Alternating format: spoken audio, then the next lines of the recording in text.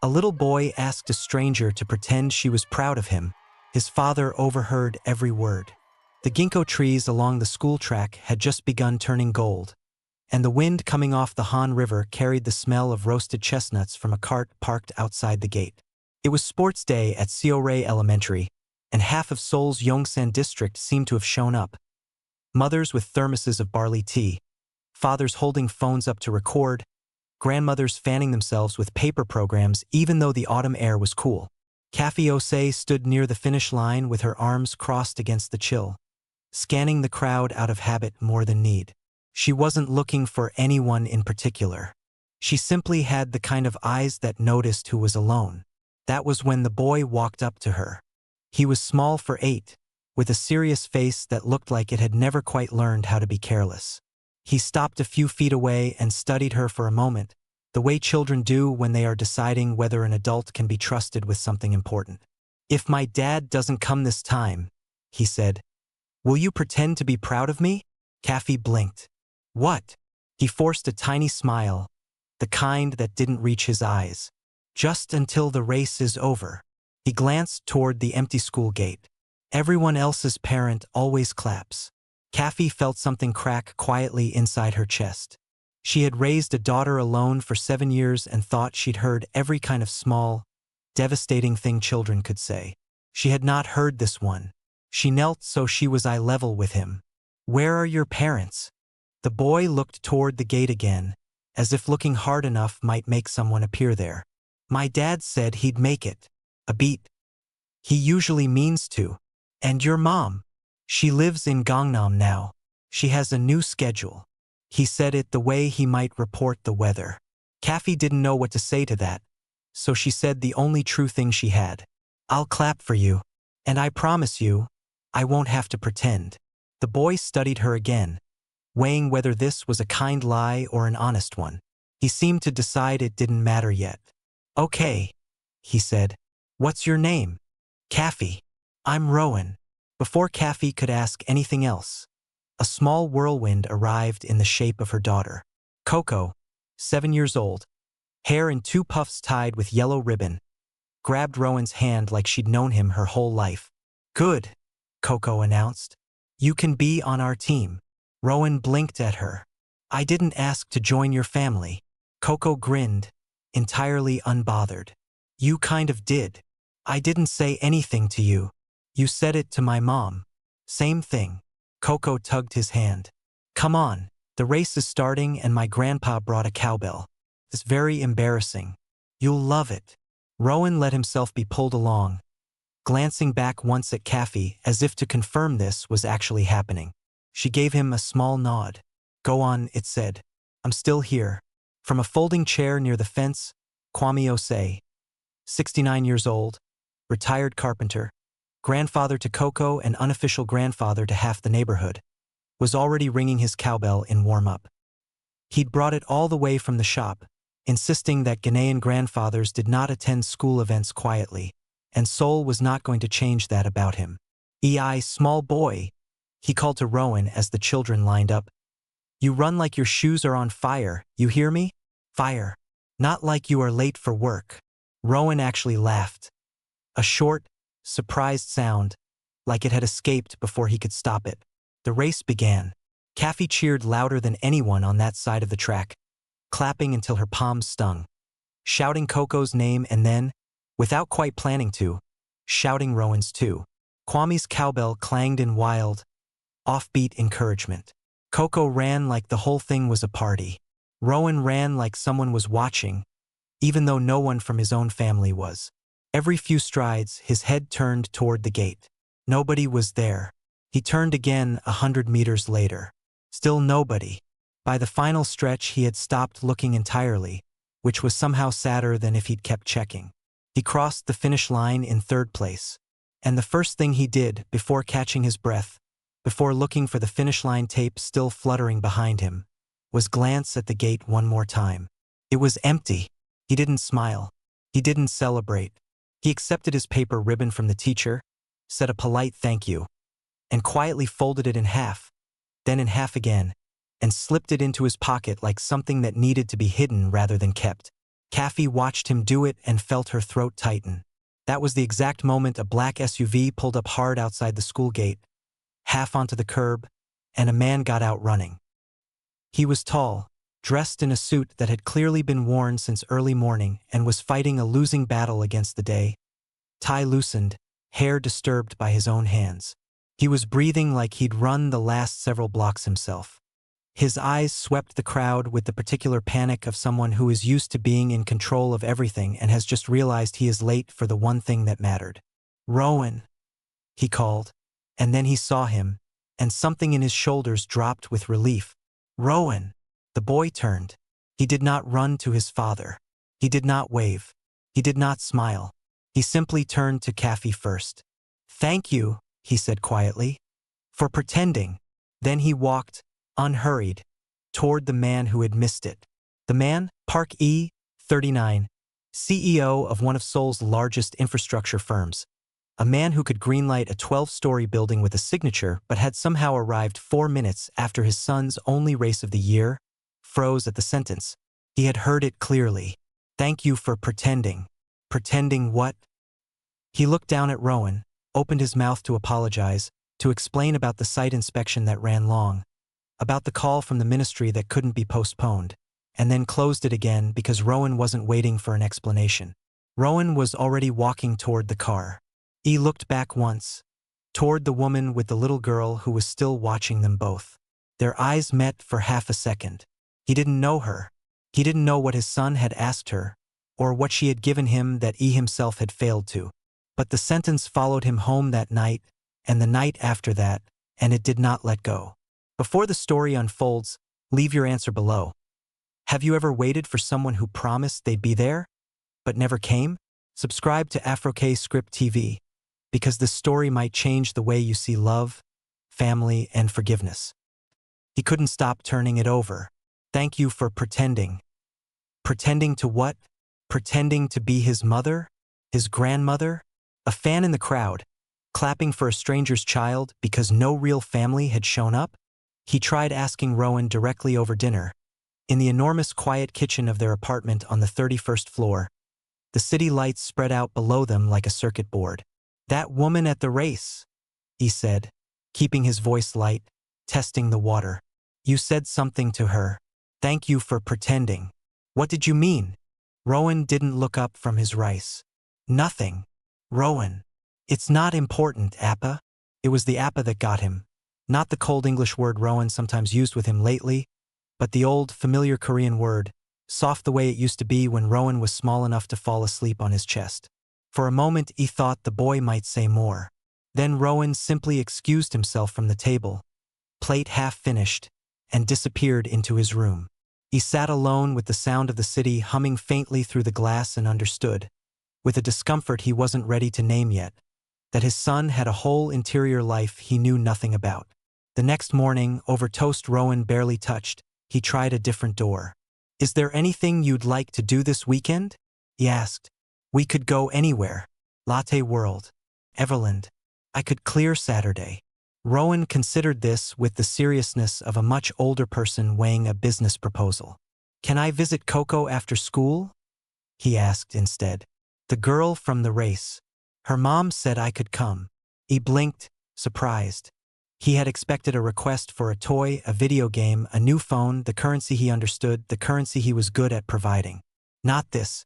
Not a woman and a little girl he'd met for 4 seconds outside a school gate. "Sure," he said slowly. "I'll have Miho arrange it." That was how it started. Not with a plan, but with a small crack in a door that he didn't yet realize he'd need to walk all the way through.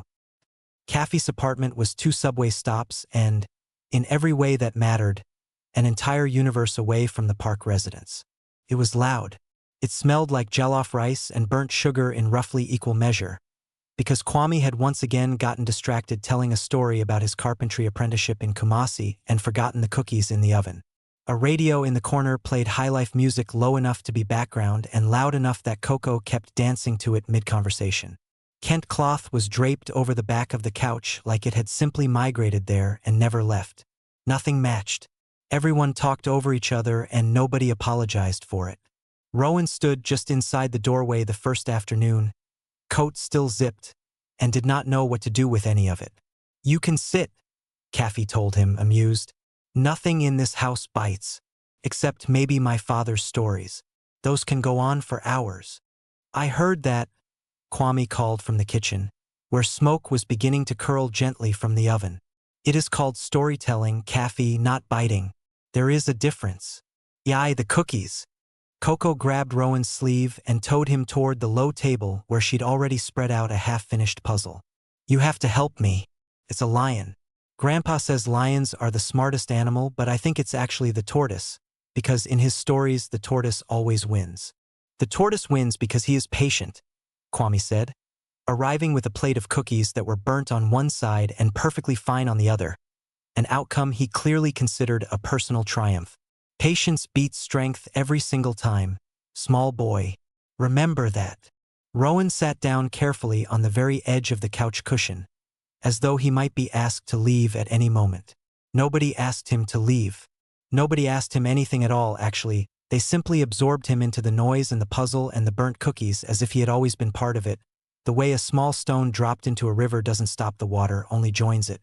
By the third visit, Kwame noticed something. Every time Rowan came, he carried a small notebook, its cover soft and worn at the corners. He wrote in it quietly, off to the side, whenever something happened. A joke landed, someone laughed too hard, Coco did something ridiculous, Kaffy hugged him goodbye at the door.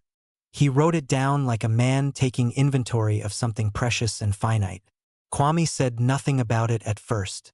He simply watched, the way old carpenters watch wood before they cut it. Patient, careful, trying to understand the grain before making a move. Then one afternoon, Coco, who had never in her life met a closed notebook she didn't consider a personal invitation, got a look inside while Rowan was in the bathroom. She expected drawings. Maybe a superhero. Maybe a dinosaur. Instead, every page carried the same heading, written in careful, effortful handwriting, like it mattered enormously to get it right. Things parents do. Beneath it, a list, each item followed by a small box. Wait after school. Cheer loudly. Ask about your day. Eat dinner together. Laugh at silly jokes. Most of the boxes were empty.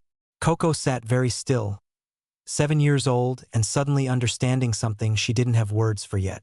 She closed the notebook gently, the way you'd close a door on a room you weren't supposed to have seen, and said nothing. Not to Rowan, not even to her mother, not for a long time. Some things, even at 7, she understood were not hers to tell. He kept coming to pick Rowan up. Then he kept staying a little longer each time. He told himself it was politeness. You couldn't simply collect your son from a stranger's home like a package.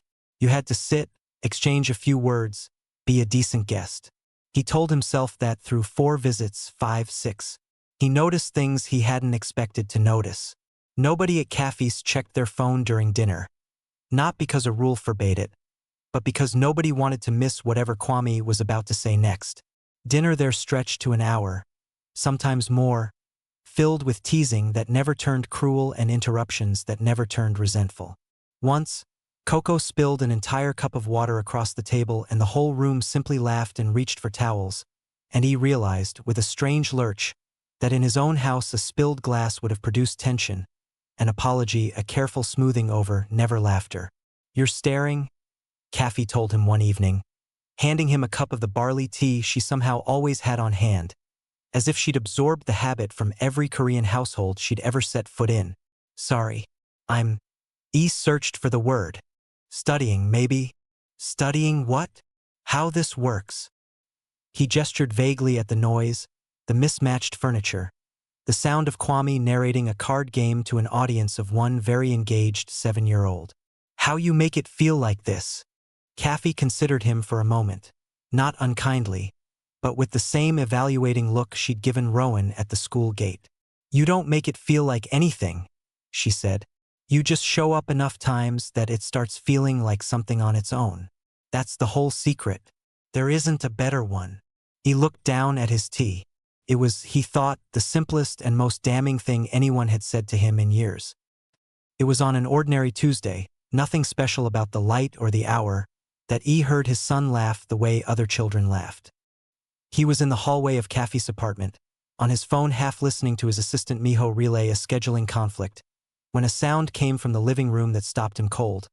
A real, unguarded, helpless laugh, the kind that comes from somewhere a child can't control, tumbling out of Rowan as Kwame did an increasingly unhinged impression of a hippopotamus trying to ballet dance. He lowered the phone. Miho, on the other end, kept talking for a moment before noticing the silence. "Sir." "Miho?" he said quietly, still watching his son through the doorway. "How long have you worked for me?" "9 years, sir." "Have you ever heard him laugh like that?" There was a pause on the line, not confusion, but the particular pause of a man choosing his next words with care because he understood exactly what was being asked. "No, sir," Miho said finally. "I haven't." He said nothing else. He didn't need to. The sentence sat in his chest like something dropped from a great height, and it did not stop falling for the rest of the night. Celeste, so young as she'd been before 3 years of PR training, had smoothed her into Celeste for boardrooms and galas. Returned to the picture not long after that, and not gently.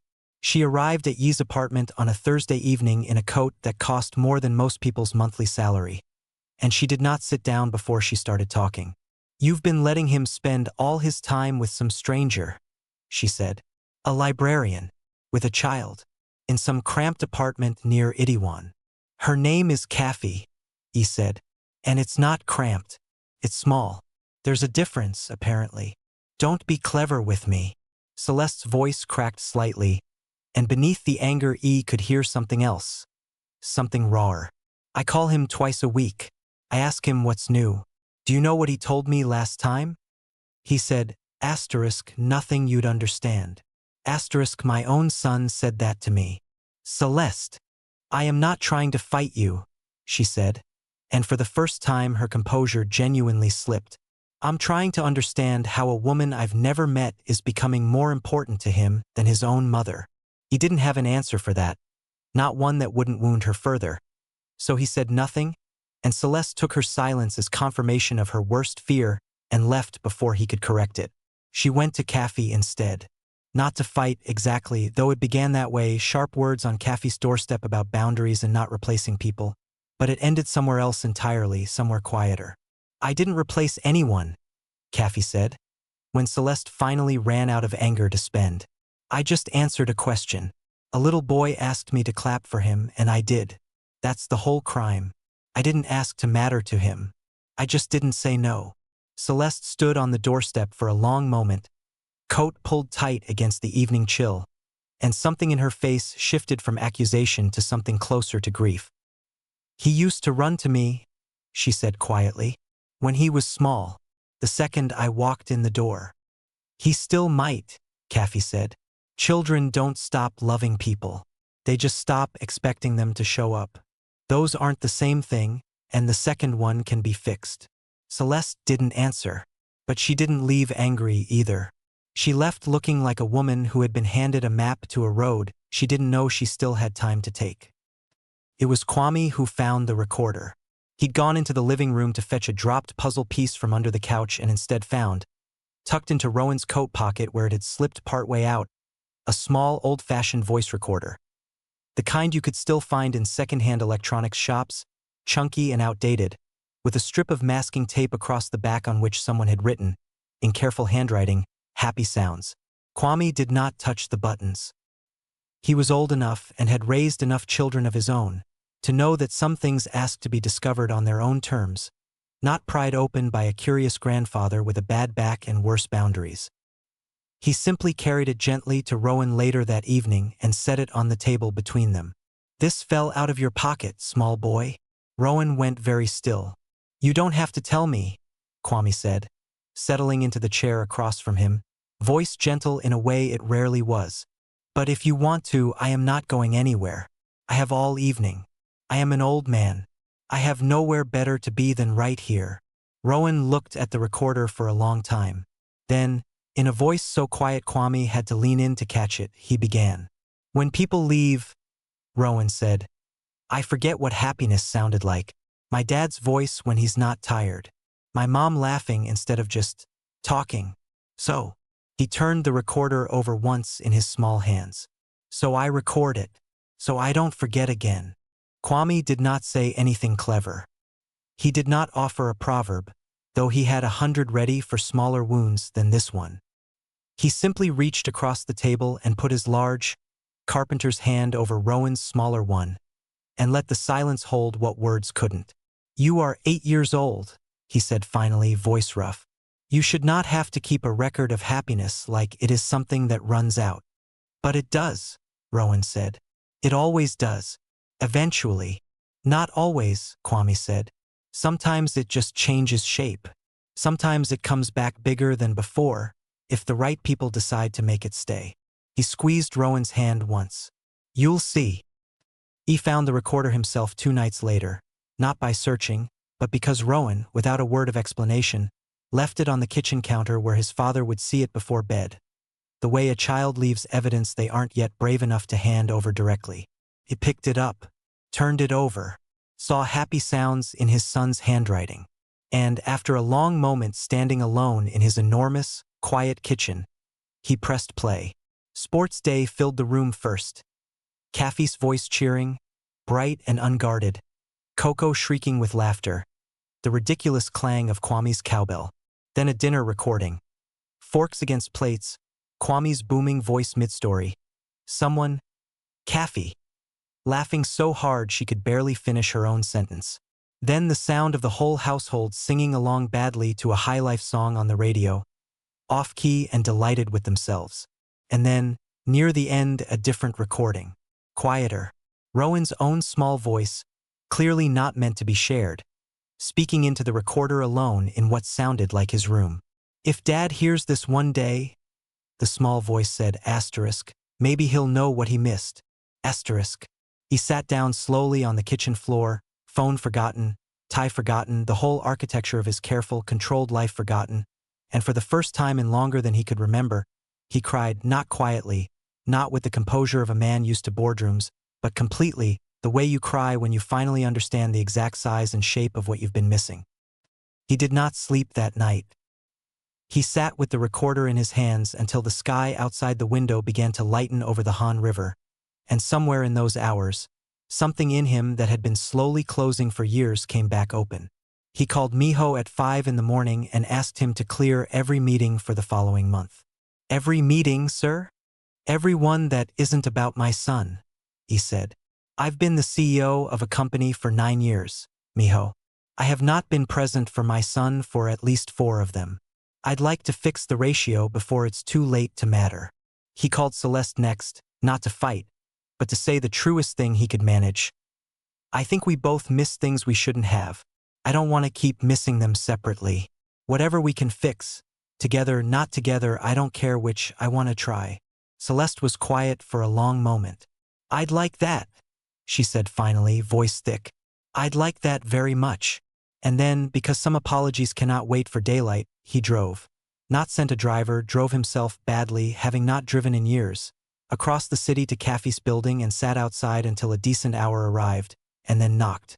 Kaffy opened the door in a robe, hair wrapped for the night, clearly startled to find him there at 7 in the morning. "I'm sorry," he said immediately. "I know it's early. I needed to say thank you, before I lost my nerve, or the day started, or I found some other reason to be somewhere other than exactly here." "Thank you for what?" "For clapping for my son when I wasn't there to." His voice cracked slightly. "For giving him a family to record, when I hadn't given him enough at home worth keeping." Kaffy looked at him for a long moment. This tired, disheveled man who ran companies but had apparently just learned, in a single night, what actually mattered, and something in her softened. "He's a good boy," she said simply. "He deserved a father who noticed that sooner. But he has one now. That's not nothing. That's actually everything, if you keep showing up." "I intend to," he said. "I intend to show up so often it stops feeling like an event and starts feeling like Tuesday." Kaffy almost laughed. "That's exactly what my father would say."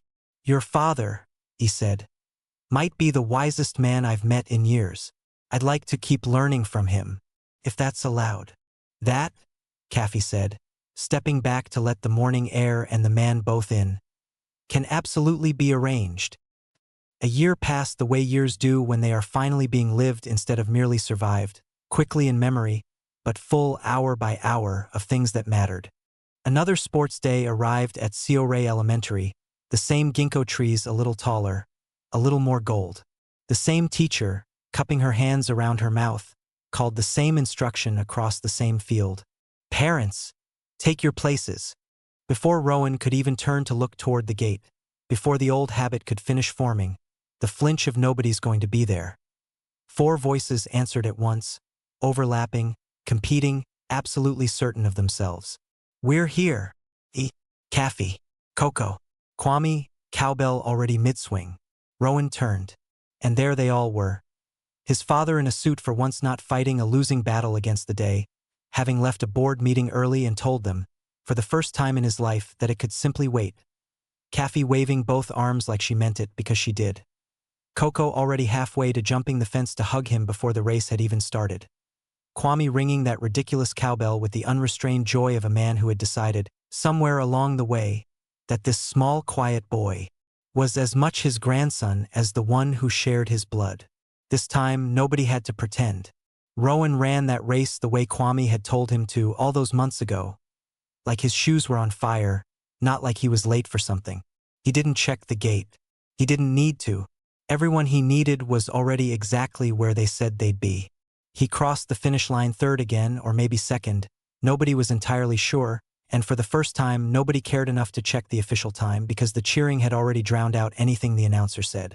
That night, in the apartment that had slowly, over months, filled with the noise and mismatched furniture and burnt cookies and high-life records that used to belong only to another family and now belonged to his two, Rowan opened his notebook one last time. He didn't write a new checklist. There was nothing left to check that hadn't already been checked. More than once, more than enough. Instead, in the same careful, effortful handwriting, he wrote a single sentence. Today, nobody had to pretend to be proud of me. He closed the notebook, set the old recorder gently beside it on his nightstand. Not needed tonight, but kept the way you keep a life jacket even once you've learned to swim, and, for the first time in longer than his small life had ever known, he fell asleep without listening for anyone at the door. Because everyone he needed was already home. If you enjoyed this story, like this video and subscribe to Afro-K Script TV. Then tell me in the comments, who was the true hero of this story? Kaffy, Kwame, Rowan, or Parky? There are no wrong answers, and I can't wait to read your opinions.